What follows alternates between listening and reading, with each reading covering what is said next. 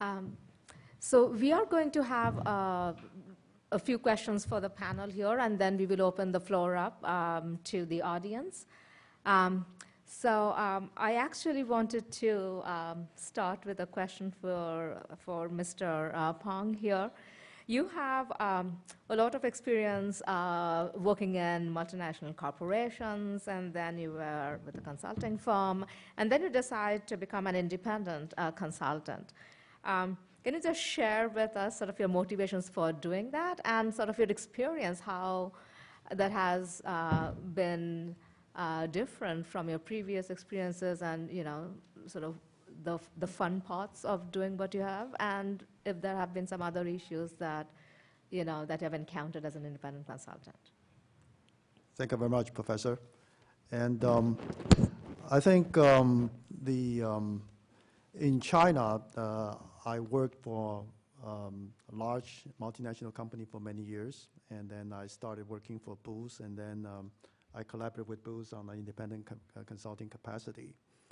I call myself, I would say, a 50% consultant, and then the other 50%, I call myself a business coach. In the sense that consultant, you're hired to do something, and sometimes focusing a lot on the knowledge and analytics part, where a coach is standing by the field and screaming and yelling and really trying to help the team when problem arises. And the reason I felt there is a market for this is because that there are two reasons. First, China is recognized as the second largest market in the world. People are going in there. But people are ill-equipped because of language and culture differences. And so people really need help. And people need help in the sense that people recognizing problem, but people also don't recognize the problem they have. And since being in the multinational corporation for many years and did joint ventures and dissolved joint ventures and made many mistakes, I can help people point out the problems they had, but they didn't realize they had. And to people, that sometimes is very useful. Another thing I found very interesting is that China is certainly moving very, very fast. So you can see some of the companies are already in the billions of dollars size. But in terms of the countries opening up, there's only 30 years. It's not like in the United States where the overall management science and corporate management development had been many, many years. Therefore, in terms of what they do, some of these very successful entrepreneurs, they were riding bicycles, and then very quickly they find themselves in a race car. And from that perspective, they are extremely smart people. Allan talked about this place, Jinjiang, which I've been there many, many times. And they were just super aggressive. I wouldn't call them street smart. I would call them street wise people. And they are very action oriented. They don't analyze too much. They go in.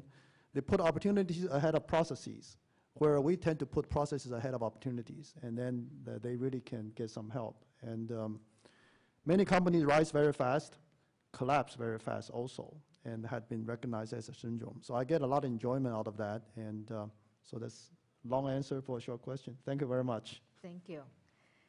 I wanted to ask you, Mr. Maeda, you, of course, set up the first customer service counter here in the US, and of course, that's very impressive. Can you tell us a little bit more about sort of, some of the challenges that you may have faced, and sort of what are what is being done to address those, and also in general, do you see more and more sort of the Asian companies trying to do what DOCOMO is doing, that is coming and set up the service sector, retail in the US? Thank you. Yeah, actually,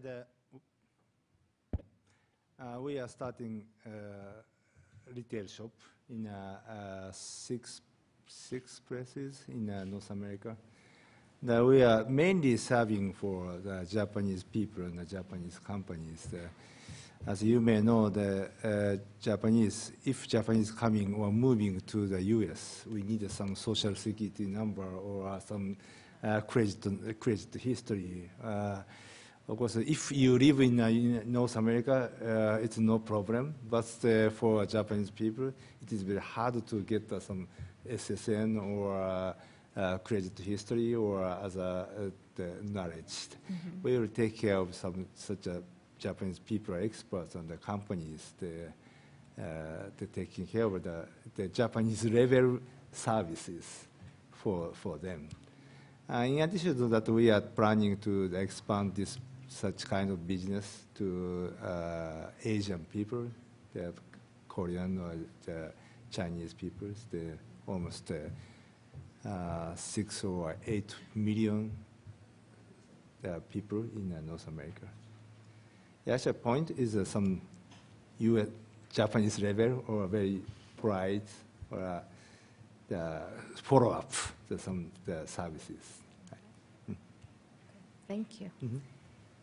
And now for you, Allan, so your experience has spanned a very wide range of investment scenarios, starting from the restaurant that you talked about, Shamate, but all the way to e-commerce ventures.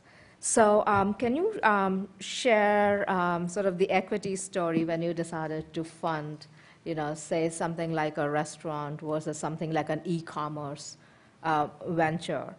And so if you can share the equity story, sort of your rationale behind doing that, and how are they different between the two? Yeah, we actually, because of our fund nature, we actually invest in a lot of the late-stage ventures, usually roughly, most of our project investments are around $20 to $30 million US. So generally they're almost near profitable or they have a significant revenue traction. So, and some of the restaurants, obviously, we have invested in much earlier stage in the past. But generally, I think that the theme is always, as we discussed earlier on the retail strategy, which is you really have to find a founder that really has a vision, that's want to build a great company. And this is really a 10-year, effort. And so we're not the quick flippers, that we're not looking for a quick exit in many of these projects. And we look at a specific market with if it's a restaurant, is it the taste profile that we think will grow? And is this something that we think that the way they manage the stores, they have some of these key criteria really mastered in terms of service, in terms of quality, in terms of the price formula. And I think a combination of those factors that we look at will allow us to size up whether we want to move in and become a partner with the entrepreneur. So we really are not investors on a very single dimension, which is sitting on a board. We actually help the company recruit CFOs, CMOs. We actually bring a lot of our network in the retail restaurant business to the company. And we also look at board governance. We look at, in terms of when they go IPO, we help them, reach out to a lot of the bankers, and we help them select the bankers, and so on. So it is a very long process from the time that we look at the projects to the time that we actually help them along the way. And e-commerce is the same way. And except I think the difference is that we're seeing somewhat of a bubble in many of the internet ventures today when the private valuations are much higher than even the public valuation. So this is something that we are very cognizant of, and we shy away from some of these bid situations where people are driving up the value for the sake of looking for a fast IPO. So. Okay, thank you. So I have a couple of questions that I would probably like to ask the panel, and then we can open the floor to the audience here. I don't know. So how are we doing on time? So should we just go ahead and open it? Okay, so why don't we open the floor to the audience now?